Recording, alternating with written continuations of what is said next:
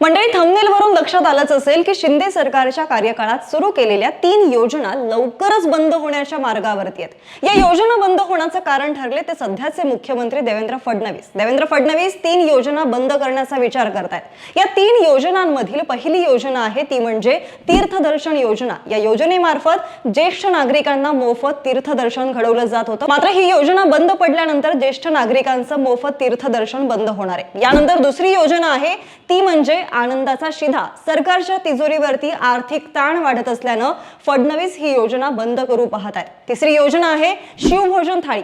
ही योजना सुद्धा आता बंद करण्यावरती मंत्रिमंडळ बैठकीत चर्चा झाल्याचं समोर येत आहे। बरं, हे एवढ्यावरच थांबत नाहीये तर शिंदेंना फडणवीसांच्या अध्यक्षतेखालील नव्या समितीतून वगळण्यात आले। शिंदे हे नगरविकास मंत्री असून सुद्धा त्यांना वगळण्यात आल्यानं राजकीय चर्चांना उधाण आलंय। मंडळी, यावर तुमचं मत काय? आम्हाला कमेंटमध्ये नक्की कळवा आणि अशाच कंटेंटसाठी विशेष भरीला आताच फॉलो करा।